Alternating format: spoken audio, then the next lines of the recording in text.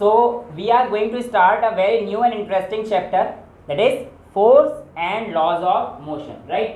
Class 9 से इस chapter का इंट्रोडक्शन हो जाता है, बट आई बिलीव कि हम लोगों ने 9th अच्छे से नहीं करी है। हम लोगों ने मतलब मैंने तो कभी नहीं करी होती है, तो आप लोगों का मान के चल सकता हूँ कि आपने करी होगी अच्छे से, है ना? हाँ, यस कितने तेजी से बोला है, ठीक है। हाँ, क्या लॉकडाउन वाले हो? हाँ, लॉकडाउन में फिर तो बहुत अच्छे से करा होगा। वेल, अब मेरी बात ध्यान से, चैप्टर बहुत ही इंटरेस्टिंग है और आसान है, और कहाँ से शुरुआत हुआ था और कहाँ तक हम लोग पहुँचे हैं इनका इस्तेमाल करके, ये आज हम लोग देखेंगे। स्टार्ट करते हैं force and laws of motion की। तो सबसे पहले अगर मैं फोर्स को डिफाइन करूंगा तो how will you define force? You will simply से अ पुश एंड अ पुल, यानी कि कोई भी एक ऐसी एजेंसी जो हमारे पास किसी भी काम के इफेक्ट को चेंज कर दे, वो हमारे पास फोर्स है। तो जो हमारे पास बेटा फोर्स है वो क्या कर रहा है, एक ऐसा इफेक्ट प्रोड्यूस कर रहा है जिसकी वजह से हमारे पास चीज़ें चेंज हो रही हैं। तो आपसे पूछ जाता है what is the effect of force. तो लेट्स से फुटबॉल का गेम खेल लेते हैं, यहाँ नहीं खेल रहे, लेट्स से, ठीक है। मैंने कहा कि मैंने फुटबॉल को रखी हुई थी, मैंने उसको किक किया, राइट। तो सबसे पहला इफेक्ट देखो फोर्स का कि किसी भी स्टॉप ऑब्जेक्ट को उसने मोशन में ला दिया, ठीक है। अच्छा, मैंने जब किसी को पास किया तो दूसरे बंदे ने उसको अपने पैर पे लिया और फुटबॉल को रोक दिया। तो किसी एक चलती हुई बॉडी को फोर्स रोक भी सकता है। अब वो जगलिंग कर रहा था आराम से, और करते करते उसने बहुत तेजी से किक मार दी। जगलिंग में स्पीड कम थी, और जब तेजी से किक मारी तो स्पीड बढ़ा दी। तो force can change the magnitude, यानी कि आपके पास वेलोसिटी को भी बढ़ा सकता है, घटा सकता है। इसके अलावा बॉल इधर से आ रही थी, ऐसे आ रही थी, और मैं खड़ा हो गया, मैंने बाईसाइकिल मार दी, पीछे से उल्टा हो गया, बेहतरीन सी, है ना? लगेगी नहीं, पर मारने में क्या जा रहा है, मार दी। तो ऐसे आ रही थी और मेरी बाईसाइकिल लगती इधर चली गई। Force can change the direction. तो ये सारे आपके पास क्या है, इफेक्ट्स ऑफ फोर्स, कि हमारे पास फोर्स के इफेक्ट क्या क्या हो सकते हैं। वेल, फोर्स को डिफाइन करने का सबसे पहले प्रयास एरिस्टोटल साहब ने किया था। किसने किया था? एरिस्टोटल साहब ने किया था। और एरिस्टोटल की इस चीज़ को हम लोग एरिस्टोटल फैलेसी भी बोलते हैं। उनके अकॉर्डिंग क्या था, उन्होंने कहा कि अगर एक तीर आप छोड़ते हो किसी कमान में से और वो तीर जाता है आगे, तो वो आगे क्यों जा रहा है, इस बात को समझते हैं। उन्होंने कहा कि भैया ये तीर आगे इसलिए जा रहा है क्योंकि जब ये आगे जा रहा है तो यहाँ पे जो हवा है इसको काटता हुआ जा रहा है, और जब ये किसी हवा को काटता हुआ जा रहा है तो वही हवा इसके पास पीछे आके ऐसे फोर्स लगा रही है, और ये हवा जो है इसे आगे ले जा रही है। तो बेसिकली ऐसी थ्योरी चलती आ रही है। लेकिन जब तक गैलीलियो साहब नहीं आए, यानी कि 2000 साल बाद, 1500 सेंचुरी की बात बता रहा हूँ मैं आपको, तब तक ये कहानी चलती रही। गैलीलियो साहब ने, उन्होंने बोला कि भैया ऐसा है, फोर्स आपको तब चाहिए होती है जब आपको किसी भी बॉडी को मूव कराना हो और किसी भी बॉडी को रोकना हो। ये अगर आप दो काम कर रहे हैं तो फोर्स चाहिए, लेकिन अगर आप किसी बॉडी को कांस्टेंट रखना चाहते हैं तो उसके लिए कोई फोर्स नहीं चाहिए। उसके लिए उन्होंने क्या किया, एक इंक्लाइंड प्लेन बनाया, ठीक है, और इस इंक्लाइंड प्लेन पर फिर एक दो एक्सपेरिमेंट करे। तो यहाँ पे क्या करा, ऐसे इंक्लाइंड प्लेन बना दिया और एक यहाँ पे करा। तो उन्होंने क्या देखा, पहला केस जब उन्होंने बॉल को यहाँ से छोड़ा, पहला केस उन्होंने यहाँ से छोड़ा तो बॉल यहाँ पे चली, चल के और एक हाइट तक राइज हुई, पर ये हाइट बिल्कुल सेम नहीं थी, ये हाइट थोड़ी सी कम आई।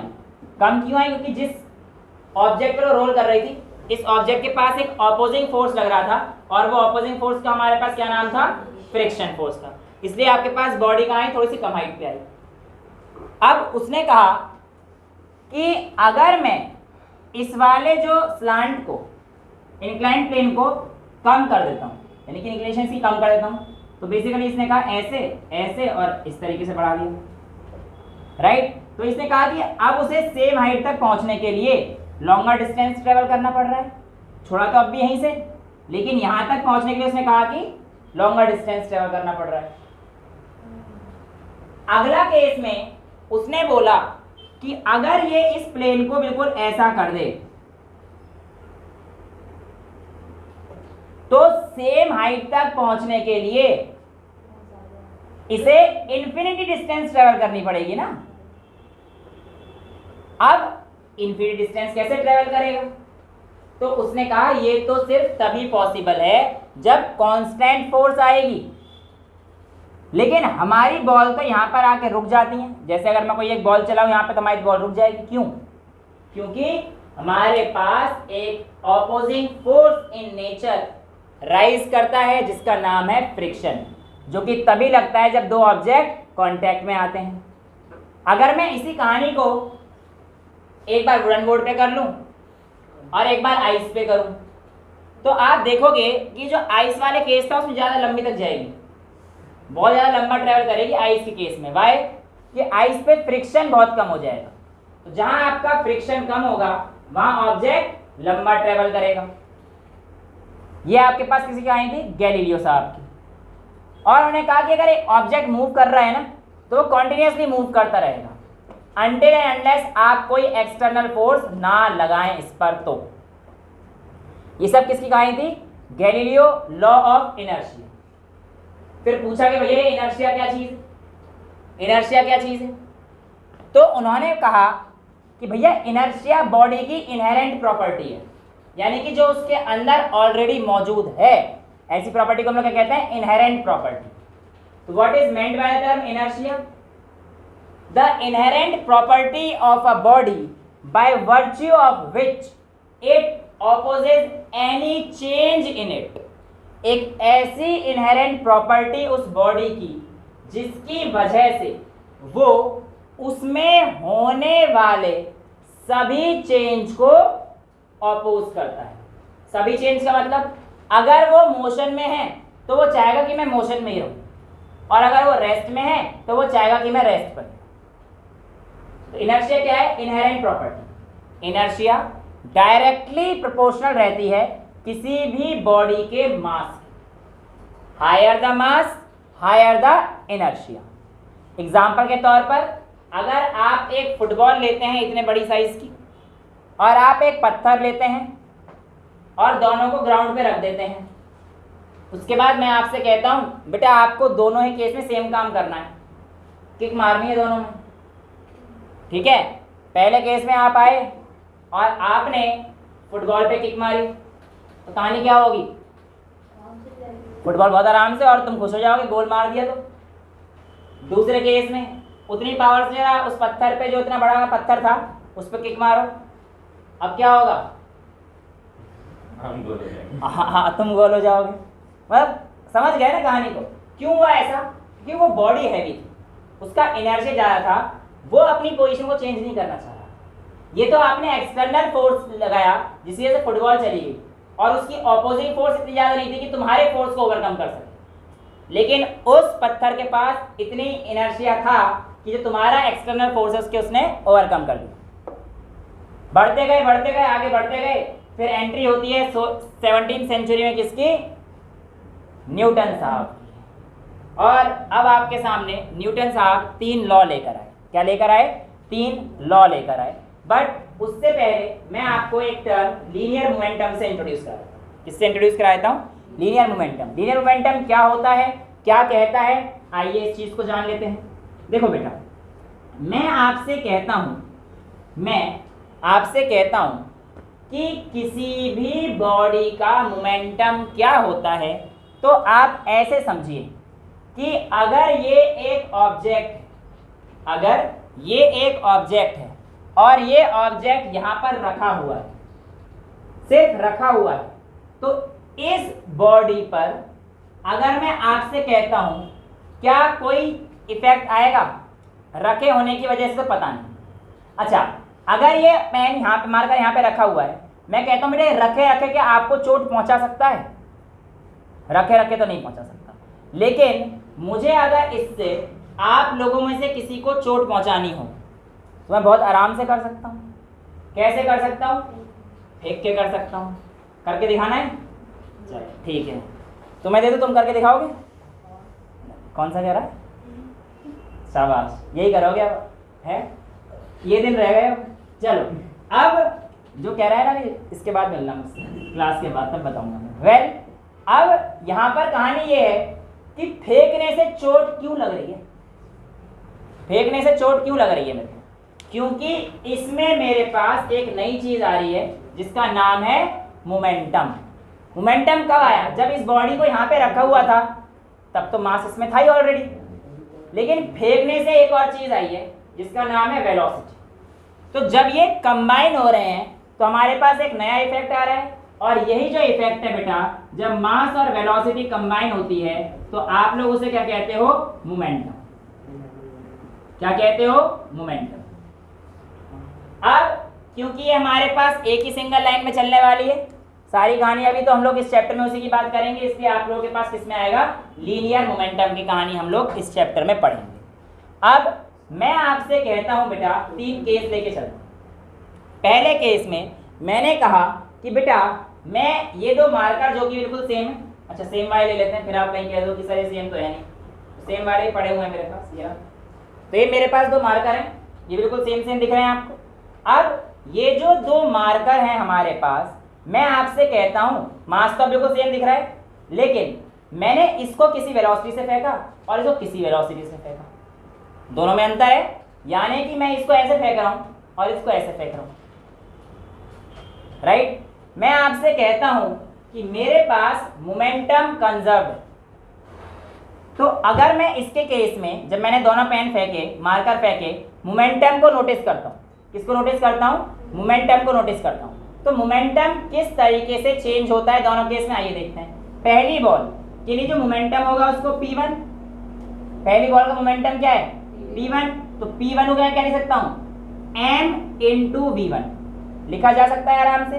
सिमिलरली मैं कहूंगा मेरी दूसरा मार्कर जो था मेरा, उसका momentum P = m × V2, right. तो यहां पर आप देख सकते हो कि आपके पास दोनों इक्वेशन को अगर आप डिवाइड करोगे तो आपके पास क्या आ जाएगा? P1/P2 = V1/V2। यानी कि P और V आपस में कैसे रिलेशन दिखा रहे हैं? यहाँ पर डायरेक्ट रिलेशन दिखा रहे हैं। तो बिल्कुल जब मास सेम होता है तो इसका मतलब आपके पास क्या आ रहा है? अगर मास सेम होता है तो हमारे पास मोमेंटम डायरेक्ट प्रोपोर्शनल होता है। तो इसका जो ग्राफ बनेगा P वर्सेस V का, वो हमारे पास किस तरीके से आ रहा होगा? एक स्ट्रेट लाइन आ रहा होगा, जो आपके पास यहाँ पर बताएगा कि आपके पास आपका मास क्या है? कांस्टेंट है। क्लियर है? कोई डाउट?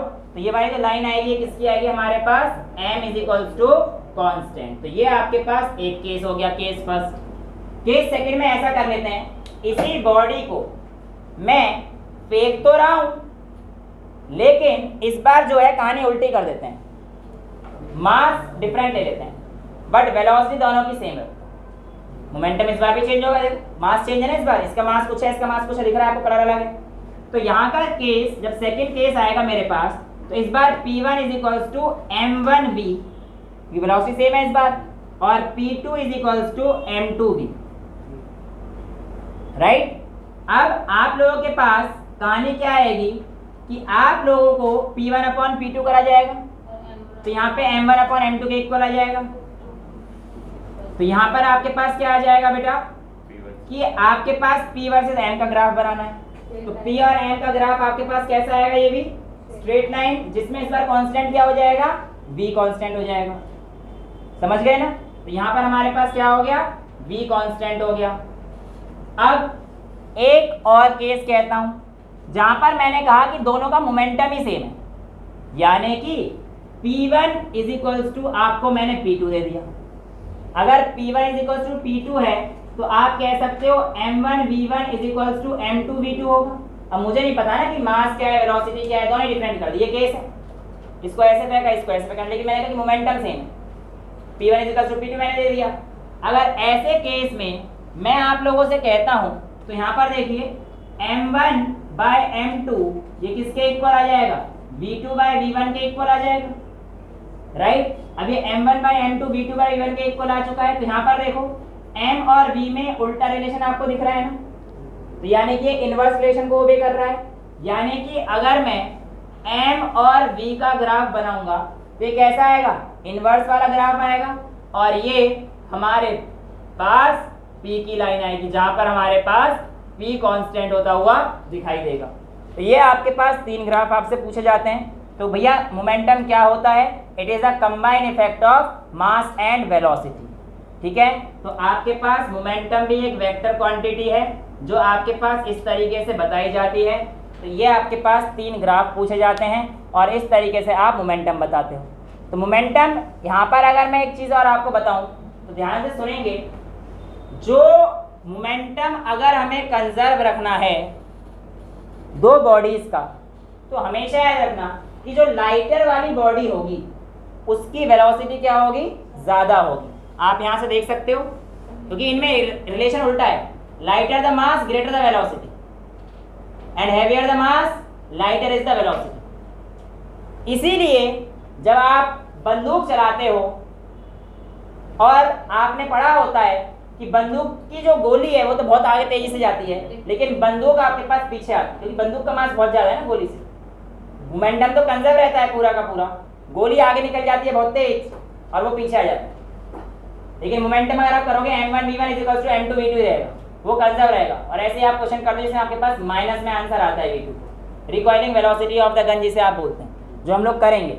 ठीक है, तो ये आप लोगों के पास एक छोटा सा एग्जांपल होता है मोमेंटम का, इतना नोट कीजिए, फिर न्यूटन साहब को बुलाते हैं। अब न्यूटन साहब की एंट्री होने वाली है और न्यूटन साहब ने 3 लॉ बताए थे, Newton first law, second law, third law. Well, to be very honest ये तीनों लॉ गलत हैं, क्यों हैं ये देखेंगे, और सही हैं क्यों हैं ये देखेंगे। क्या न्यूटन के लॉ प्रूफ किए जा सकते हैं? नो। क्या न्यूटन के लॉ एप्लीकेबल हैं? यस। ये डिफरेंस है। हाँ, गलत क्यों है ये हम लोग जान लेते हैं। एक्चुअल में याद करते हैं, मैंने फर्स्ट लॉ, पहले फर्स्ट लॉ को याद करते हैं। क्या होता है first law? Law of inertia. A body at rest will remain at rest and a body in motion will remain in motion। Class 9 में रट के 1 नंबर लेके आते हो। लेकिन मेरी बात का एक जवाब दे दो, एक जवाब दे दो, मैं तुम्हें मान जाऊंगा कि तुम सही बोल रहे हो। क्या है क्वेश्चन? स्टेटमेंट क्या है? Sorry, a body at rest will remain at rest। But ये पॉसिबल कैसे है? How can a body be at rest? अच्छा, मैं ऐसे खड़ा हो गया, मैं रेस्ट पे हूँ। अर्थ को याद करो, अर्थ अपने एक्सिस पे ऐसे ऐसे घूम रही है और सन के चारों ओर ऐसे ऐसे घूम रही है और मैं इसी अर्थ का हिस्सा हूं, तो how can I be in rest? Exactly, frame of reference relative rest में बोल सकता हूं, बिल्कुल। एक्चुअल में यहां पर बेटा एक नई चीज आती है आपके पास, फ्रेम ऑफ रेफरेंस। किसी भी चीज को आप कहां से देख रहे हैं ये मैटर करता है। वेल, अगर मैं आपको बताऊं कि ये सारी चीजें एप्लीकेबल क्यों हैं,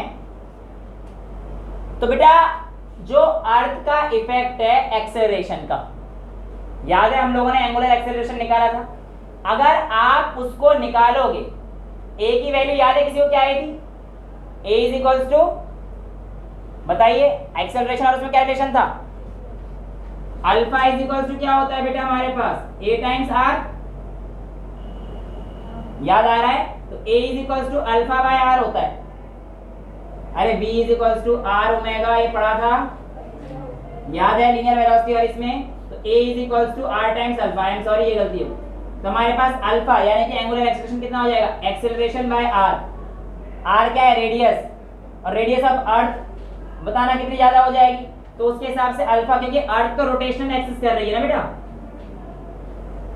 अर्थ रोटेट कर रही है, तो जो अर्थ का एक्सेलरेशन है वो रेडियस बहुत ज्यादा बड़ा है, जिसकी वजह से अल्फा बहुत छोटा आ जाता है और हमारे एक्सेलरेशन पे कोई फर्क नहीं पड़ता। इसीलिए न्यूटन की कई बातें सारी सही हैं, क्योंकि हम लोग जितने भी अर्थ की एक्सेलरेशन या हेवीली, अब अगर आप अर्थ को बात करोगे, अर्थ भी तो सन के चारों ओर घूम रही है, और सन भी तो चक्कर लगा रहा है, सन मिल्की वे पे घूम रहा है, गैलेक्सी ऐसे और जा रही है, तो ये तो कोई चीज रुक ही नहीं रही। बट जितना बड़ा हम लोग लेते जा रहे हैं, जितना बड़ा आप डिस्टेंस लेते जाओगे, आपका अल्फा उतना कम होता जाएगा और आपका इफेक्ट उतना कम होता जाएगा, इसलिए आपका ये इफेक्ट और अच्छे से काम करेगा। तो इसीलिए हम लोग मान लेते हैं कि सारी चीजें हमारे पास सही हैं। बट क्या ये सब सही है? नहीं, क्योंकि फर्क तो पड़ता है, बट उन सभी फर्क को हम लोग इग्नोर करके चलते हैं। हाँ, बहुत छोटा फर्क है। ठीक है, well coming to the first law, ये बात आप लोगों की बिल्कुल परफेक्ट है कि a body at rest will remain at rest and a body in motion will remain in motion until and unless any external force is applied on it। तो मैं ये भी तो कह सकता हूँ न्यूटन का फर्स्ट लॉ डिफाइंस फोर्स। क्योंकि यहाँ पे एक एक्सटर्नल कॉज फोर्स ही तो है जो इस चीज को चेंज कर रहा है। इसके बेस पर मेरे इनर्शिया 3 टाइप का। पहला इनर्शिया ऑफ रेस्ट, यानी कि अगर कोई बॉडी रेस्ट पर है तो वो रेस्ट पे ही रहना चाहती है अनटिल अनलेस आप उस पर कोई एक्सटर्नल फोर्स लगाओ। एग्जांपल के तौर पर आपने देखा होगा, अगर आप किसी गाड़ी में बैठे हुए हैं और गाड़ी सडनली स्टार्ट हो जाए तो गाड़ी स्टार्ट होती सडनली तो आगे जाती है, पर आपकी बॉडी क्या करना चाहती है, उसे अपोज करना चाहती है। तो जब गाड़ी आगे गई आप अपोज किस तरफ से करोगे, जब आप पीछे जाओगे तो गाड़ी स्टार्ट हुई और तुम ऐसे हो। तो क्यों हो रहा है, due to inertia of rest. समझ में आ रहा है। अब अगर मैं आप लोगों से इनर्शिया ऑफ रेस्ट पर एक आप लोगों से क्वेश्चन पूछता हूं, ये आपको कुछ दिख रहा है, पता नहीं सर दिख तो रहा है कुछ, कि आपने ऊपर से कुछ एक हैंगिंग सपोर्ट लगा रखा है, बीच में एक आपने कार्ड लगा रखा है कुछ लकड़ी का, राइट, और आपने इसको पकड़ रखा है। मैं आप लोगों से पूछता हूं कि मैं रस्सी यहां से खींचूंगा, यहां से मैं क्या खींचूंगा, रस्सी खींचूंगा, और आपको दिख रहा है कनेक्टेड बॉडीज हैं, तो एक जॉइंट यहां पे मार रखा है मैंने, दिख रहा है, और एक यहां पे मार रखा है मैंने, ठीक है। अगर मैं कहता हूं कि मैं यहां से फोर्स लगाकर खींचूंगा, तो आप में से कितने लोगों को लगता है कि रस्सी यहां से टूटेगी? अच्छा, कितनों को लगता है कि रस्सी यहां से टूटेगी? इधर से खींचो, नीचे से खींचूंगा ना बेटा, खींचने का एक ही तरीका होता है, नीचे से खींच रहा हूं, नीचे ही टूटेगा, शाबाश। लेकिन बेटा ये आंसर अगर मैं आपको कह दूं कि XYZ जो भी स्टूडेंट है उसने गलत दिया है, तो आपको कैसा लगेगा? मतलब कैसा लगेगा सर, प्रूफ करके दिखाओ। हाँ बेटा बिल्कुल करते हैं। एक काम करता हूं, मैं आपको पहले इसके 2 केस बता देता हूं। बेटा एक बार तो यहां से टूटेगा और एक बार यहां से टूटेगा, एक बार यहां से टूटेगा, एक बार यहां से टूटेगा।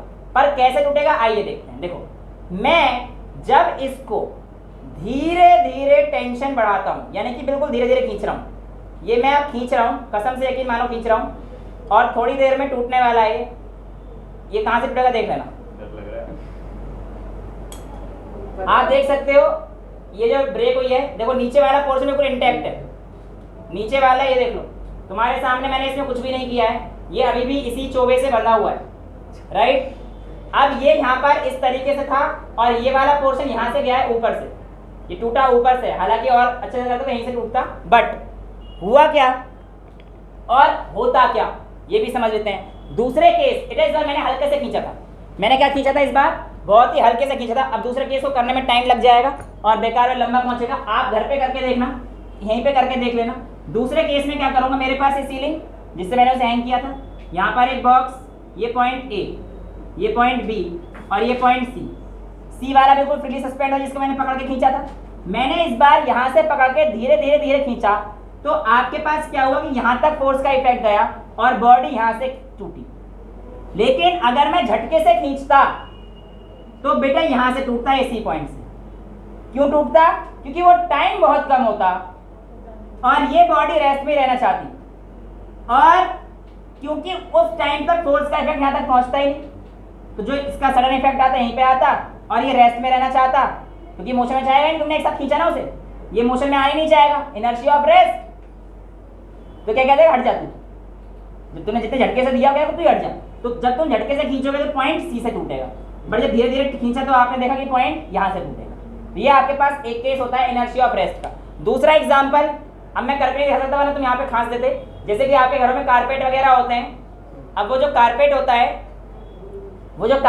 है, यहाँ से ऐसे लटकाते हो और उसमें डंडे से मारते रहते हो, धूं धूं धूं धूं धूं, तो क्या होता है, कारपेट हिलता है ऐसे आगे पीछे, और कारपेट के हिलने से क्या होता है, डस्ट पार्टिकल्स नीचे क्यों गिरते हैं, क्योंकि तुमने कारपेट को मोशन में कर दिया।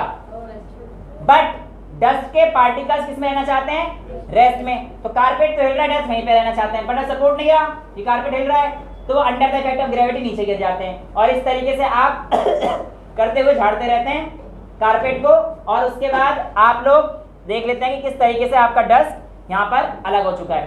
केस हो गया जब आप किसी एक ब्रांच को हिलाते हैं, पेड़ में से पत्ते गिरते हैं बेटा, पेड़ को हिलाते हैं, ठीक है, टहनी की बात नहीं कर रहा मैं तेरी। चलो इधर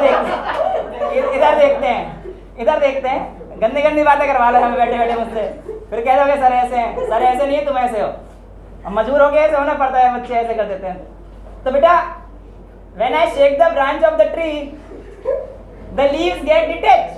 सूखी हुई पत्तियां जो होती हैं, क्योंकि आपका जो पेड़ है वो तो मोशन में आ जाता है, लेकिन लीफ क्या हो जाता है हमारे पास, रेस्ट में रह जाती हैं। तो आप उसे हिलाते तो लीव्स क्या हो जाती हैं, नीचे गिर जाती हैं। ये 2-3 एग्जांपल रहते हैं। इसके अलावा आपका गाड़ी वाला मैंने दे दिया, तो ये हमारे पास थे इनर्शिया ऑफ रेस्ट के। अभी हम लोग देखते हैं इनर्शिया ऑफ मोशन के। अब इसमें देखो क्या होता है, गाड़ी में बैठे हुए हो, आएगा। अभी आप देखो क्या है कि गाड़ी में बैठे हुए हो, गाड़ी चल रही है, अचानक से सामने से कोई सुंदर सी, मतलब ये सुंदर कोई गई, सपोज करो मेरा केस मैं ले लेता हूँ। अब जैसी कोई जा रही थी, मैंने अचानक ब्रेक मार दिए, तो क्या करूंगा मैं, ओ आगे आ जाऊंगा ना एक साथ। क्यों? क्योंकि मैं ब्रेक मारे गाड़ी को रोकना चाह रहा हूँ, पर जैसे मुझे दिखा कि यार कुछ है, तो मैंने ब्रेक मारा, तो मैं इस फॉरवर्ड मोशन को अपोज करूंगा ना, तो ब्रेक मार के मैं आगे आता हूँ, क्योंकि रेस्ट में पीछे आता मैं। तो इनर्शिया ऑफ मोशन जब हो रहा होता है, अचानक ब्रेक मारते तो आप कहाँ आ जाते हो, आगे की तरफ आते हो, क्योंकि आप उस मोशन का क्या कर रहे हो, अपोज कर रहे हो। और जब उस मोशन का अपोज करोगे तो आप कहाँ आओगे, आगे आओगे। ठीक है, इसके और भी एक एग्जांपल्स होते हैं, वो पढ़ते रहना किताबों में से। एक और पढ़ते हैं, इनर्शिया ऑफ डायरेक्शन। सपोज करो आप बैठे हुए हो अपनी फ्रेंड के साथ या अपने फ्रेंड के साथ, जैसे मैं बैठा हुआ हूँ अपनी फ्रेंड के साथ, मान के चल लो, मानने में क्या जाता है नहीं, बात अलग है, बन जाएगी कभी ना कभी तुम लोगों के, नहीं चाहिए नहीं। ऐसे मिल रही तो बता दो, ले लेंगे फिर, मतलब मिल जाए तो बढ़िया है, कभी ना कभी ढूंढेंगे। होने वाली मेरी शादी, टेंशन ना लो, ये तो बता दूंगा तुम्हें। अभी तो क्यों करवा रहे हो, अब शादी अगर अभी हो गई फिर तुम्हारे पेपर देख लेना, तुम क्या दोगे। 2 साल बाद। हाँ 2 साल बाद कर लेंगे, टेंशन ना लो। चलिए अब देखते हैं, मान के चलो मैम बैठी हुई थी मेरे बराबर में गाड़ी में, और मैं उनसे कह रहा था सीट बेल्ट पहन लो। बता तो रहा हूँ, क्योंकि मैं पहाड़ पे लेके जा रहा था उनको। पहाड़ पे क्यों लेके जाते हैं, घुमाने लेके जाते हैं यार। हाँ वहाँ ठंड रहती है, तुम बाकी समझदार तुम भी हो, तुम भी तो पहाड़ पे लेके जाओगे। अच्छा सुन तो लो, पहाड़ पे हम लोग चढ़ रहे थे, मैंने कहा मैम सीट बेल्ट पहन लो, मैम नहीं मान रही, कहती है नहीं खुली वादियों में अच्छा लग रहा है। मैंने कहा मैम पहन लो, मैम नहीं मानने को तैयार। मैंने कहा ठीक है मत पहनो। अब अचानक से शार्प टर्न आया बेंड, ठीक है, अब उनकी बॉडी का जो इनर्शिया है, अब डिपेंड करेगा ना मैम कैसी, ज्यादा अच्छी हुई तो इनर्शिया ज्यादा अच्छा, मतलब अभी तो आपको पता है कि inertia is the relative tendency of mass. भाई जितना अच्छा उनका मास होगा उतना अच्छा इनर्शिया भी होगा उनका। अब मैंने जब पहाड़ पहुंचे गाड़ी ऐसे मोड़ी, तो उनकी बॉडी क्या चाहेगी, इस तरफ मुड़ना चाहेगी नहीं, क्योंकि बॉडी तो रेस्ट पे रहना चाहेगी ना, इनर्शिया किसी भी चीज को अपोज करेगा। तो जैसे ही मैंने गाड़ी इधर मोड़ी, मैडम हो सकता है खिड़की की बाहर चली जाए, अगर खिड़की खोली और मत पहन सीट बेल्ट। मैं तो कह रहा था पहन दे पहले, अब फिर बकायदा अस्पताल में लेके जाओगे तो हो सकता है, जब भी पहाड़ पे जाओगे अपने किसी के साथ तो बकायदा कहते ना मैडम या सर सीट बेल्ट पहन लो, क्योंकि आप अगर एक साथ गाड़ी मोड़ोगे तो आपका इनर्शिया ऑफ डायरेक्शन आ रहा है यहाँ पे रोल प्ले करने। ऐसे मुड़े तो आपकी बॉडी इस तरफ जा रही है, बट मतलब आपकी गाड़ी इस तरफ जा रही है, बट आपकी बॉडी इस तरफ को अपोज करके इस तरफ जाएगी, और इस तरफ जाने का मतलब खिड़की के बाहर जाएगी, और खिड़की के बाहर जाएगी तो आप अगर नीचे खाई वाई में गए तो भैया साइंस जिम्मेदार नहीं है, फिर आपकी सीट बेल्ट जिम्मेदार है। ठीक है, अच्छा इसके अलावा एक और चीज़ होती है, आप लोगों ने वो देखा है डिस्कवरी चैनल, उसमें एक वो दिखाते हैं कि जो छोटा खरगोश है, अगर उसके पीछे कोई एक बड़ा जानवर जैसे शेर वगैरह भागता है या टाइगर वगैरह भागता है बेचारे के पीछे, तो कई बार खरगोश बच जाता है। ऐसा क्यों? खरगोश छोटू सा है, वो जैसे ही इधर भागता है तो उसका इनर्शिया कम है, भाई मास कम है, जैसे ही आगे गया, जैसे देखा शेर पीछे है, रुक के हल्का डायरेक्शन चेंज कर देता है, उसे टाइम जाने लगता। अब शेर को पहले तो ब्रेक मारने पड़ेगा क्योंकि मास ज्यादा है ना, पहले तो ब्रेक मारने पड़ेंगे, फिर वो घूरेगा, फिर जाएगा उसके पीछे, खरगोश के पीछे। खाना है उसे खरगोश को, शेर खरगोश नहीं खाएगा तो कौन खाएगा, तू खाएगी। हाँ मतलब कहने का मतलब यही है ना, फूड चेन तो यही है, बकरी थोड़ी खरगोश खा जाएगी। फूड चेन इसी वजह कहते हैं, प्राइमरी कंज्यूमर सेकेंडरी कंज्यूमर नहीं पढ़े, 10th में कुछ पढ़ा ही नहीं है। वेल फिर वो इतना खरगोश के बाहर नहीं भाग सकता चाइनीज। वेल वापस आते हैं तो इनर्शिया ऑफ डायरेक्शन, मास कम था, आराम से मुड़ गया। ठीक है, ये केस हमारे पास आ जाता है किसमें, फर्स्ट लॉ में आपके पास 3 inertia, inertia of rest, inertia of motion, inertia of direction, मतलब आप समझ गए। सेकंड लॉ की तरफ चलते हैं। सेकंड लॉ हमसे क्या कह रहा था, याद है क्या था, याद है किसी को? मोमेंटम, भाई यही पता रहता है। हाँ F is equal to M. A वाला पता है। बेटे कह रहा था कि आपका जो अप्लाइड फोर्स है, the applied force is directly proportional to the change in momentum. यानी कि चेंज इन मोमेंटम में बोलूंगा तो ये सही है, आप कह रहे नहीं सर ये गलत है। Rate of change of momentum अब सही है। मैंने आपको एक चीज बता रखी है, किसी भी क्वांटिटी में अगर रेट आ जाता है तो उस क्वांटिटी को आप टाइम से डिवाइड कर दीजिए। मैं आपसे कह रहा हूं force is defined as the rate of change of momentum. तो मोमेंटम आपके पास क्या है, mv मान लेता हूं मैं फाइनल मोमेंटम।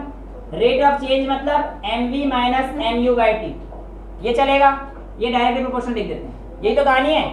अब यहाँ से m कॉमन ले लेना, f directly proportional to mv minus u/t, और ये आपको याद है एक एक कर आता है तो f directly proportional to ma, right. अब अगर ये बात ठीक है तो यहाँ पे आपको प्रूव करने के लिए बोलेगा कि आया कैसे। ये तो 9th क्लास के हिसाब से हो गया ना, f is equal to km 9th के हिसाब से हो गया।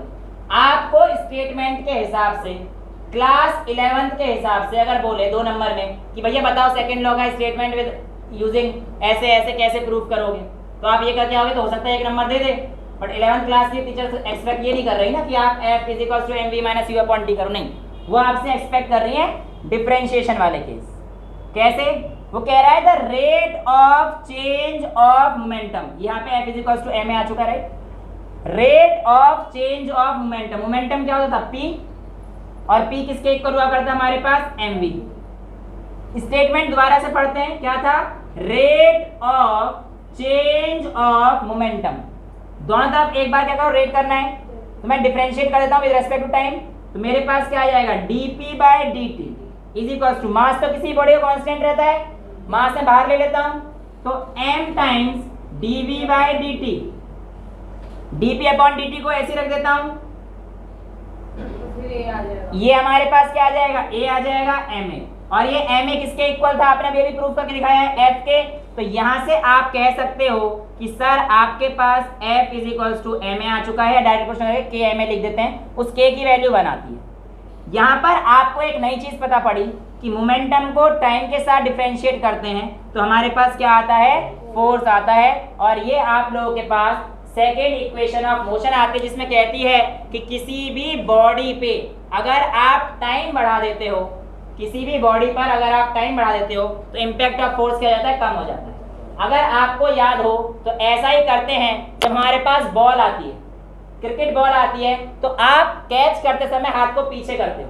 ऐसा क्यों करते हो, ताकि टाइम ऑफ इम्पैक्ट बढ़ जाए और आपको चोट कम लगे, क्योंकि टाइम ऑफ इम्पैक्ट बढ़ने से फोर्स क्या जाता है, कम हो जाता है। जितने भी हाई जंप वाले क्रिकेटर एथलीट होते हैं, जब वो हाई जंप करते हैं तो जमीन पे नहीं गिरते, कुशन पे गिरते हैं, ताकि जब वो कुशन पे गिरेंगे तो उनका टाइम ऑफ इम्पैक्ट बढ़ जाएगा। कुशन धीरे धीरे नीचे जाता है ना, जमीन पे एक साथ गिरेंगे हड्डियां टूट जाएंगी इतनी हाइट से, तो कुशन आ जाता है, कुशन धीरे धीरे से नीचे गिराता है, टाइम ऑफ इम्पैक्ट बढ़ जाता है, फोर्स कम हो जाता है, बच जाते हैं। ये सब आपके किसके एग्जांपल हैं, सेकंड लॉ के। पानी में क्या होगा, पानी में भी चोट तो लगती है बेटा। जैसे आपको डाइविंग करने का शौक है तो आपको पता होना चाहिए कितनी हाइट से आप छलांग मार रहे हो, और आपको ये भी पता होना चाहिए कि नीचे जो बेस है वो कितना है। अगर आप ऊपर से डाइव करते हो तो आप इतना नीचे चले जाओगे कि आपका सर ही फूट सकता है। इसीलिए आपको पता होना चाहिए कितना गहरा पानी है, कि आपकी डाइविंग सेफ है या नहीं। ओके, तो ये चीज आप लोगों को सारी पता होनी चाहिए। तो पानी बेसिकली टाइम ऑफ इम्पैक्ट बढ़ा देता है, जितना ज्यादा पानी होगा उतना आप जो है नीचे कम जाओगे। ठीक है, तो टाइम ऑफ इम्पैक्ट हमारे पास बढ़ाने से फोर्स क्या होता है, कम। लास्ट जो लॉ है न्यूटन का third law, very interesting law, जिसके लिए हम लोग एक कहानी भी करेंगे। ये क्या है हमारे पास, गुब्बारा, और ये गुब्बारे वो वाले हैं जो हम लोग हैप्पी बर्थडे में यूज करते हैं। ठीक है, बाकी वाले बाद में यूज करेंगे जब तुम बड़े हो जाओ।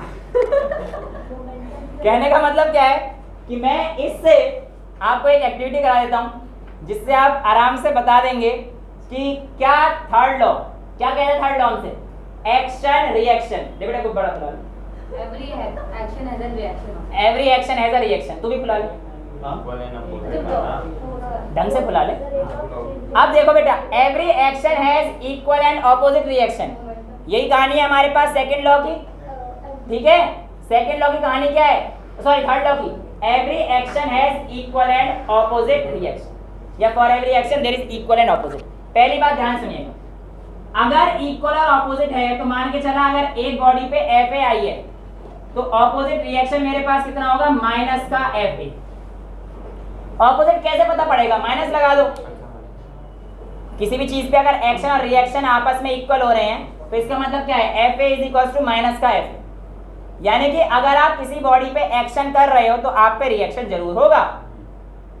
और अगर आपको यकीन ना हो तो अभी हम लोग जो बलून इन्होंने फुलाए हैं अच्छे से, इस बलून को इस्तेमाल करते हैं और देख लेते हैं क्या एक्शन रिएक्शन पेयर आपके आपस में सही वर्क करेंगे। ला बेटा ऐसे दे दे मेरे को। तो ये मेरे पास दो गुब्बारे आ गए हैं, अब इन दो गुब्बारे का हम लोग इस्तेमाल करेंगे। ठीक है, गलत मैं सोच रहा यार इन्होंने इतने फुला के दिए हैं, मैं नीचे रख रहा हूँ थोड़े से। यार ये बड़े गंदे बच्चे हैं यार, 11th में आते ही बच्चे बिगड़ जाते हैं। तो ये जो गुब्बारे हैं बेटा, दिख नहीं रहे तेरे को, ये गुब्बारे हैं, ये देख लो बेटा दो गुब्बारे हैं। अब मैं तुम्हें जो है इससे एक एक्टिविटी करके दिखाता हूँ। ठीक है, सेटअप करते हैं और फिर एक्टिविटी करते हैं। तो बेटा अब आपको जो है यहाँ पर देखना है कि एक्शन रिएक्शन फोर्स कैसे काम करता है। जब हाथ वो छोड़ेंगे तो एक्शन हवा का उधर जा रहा होगा, जो हमने इसमें हवा भरी है, तो इसका रिएक्शन ऑपोजिट जाना चाहिए according to Newton third law. तो ट्राई कीजिए, आप बैलून को छोड़िए बेटा। तो आप देख रहे हैं इस तरफ आ रहा है। ठीक है, बैलून छूट गया वो बात ठीक है, बट यू हैव सीन कि आपका एक्शन और रिएक्शन आपका एक्शन और रिएक्शन हमारे पास क्या आया है बेटा, ऑपोजिट आ चुका है।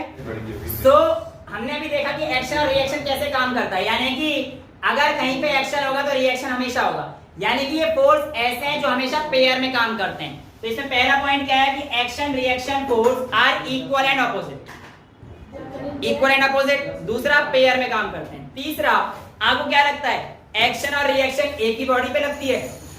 नहीं, कभी भी एक बॉडी पे नहीं लगती। जैसे मैं इसको पुश कर रहा हूं तो मेरा एक्शन तो इस टेबल के लिए है, बट इसका रिएक्शन मेरे हाथ पर है। तो action and reaction acts on two different bodies. ठीक है, ये आप लोगों को पता होनी चाहिए। जैसे कि आप लोग यहाँ पे बॉल है उसको ड्रिबल करते हैं बास्केटबॉल को, तो आपका एक्शन तो ग्राउंड पे हुआ है लेकिन ग्राउंड ने एक्शन बॉल पे किया है।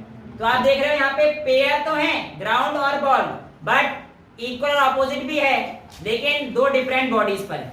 तो ये आपके पास 9th क्लास की बातें थी बेसिकली। तो बस एक ये डीपी बाई dt वाला कॉन्सेप्ट जो है 11th का था, ये आपके पास रहता है। इसके आगे हम लोग देखेंगे कि किस तरीके से हमारे पास second law is a real law है, कैसे क्या कहानी आएंगी, ये सब हम लोग नेक्स्ट क्लास में करेंगे। आज के लिए इंट्रोडक्शन क्लास में इतना ही रखते हैं। That's all for today, thank you so much.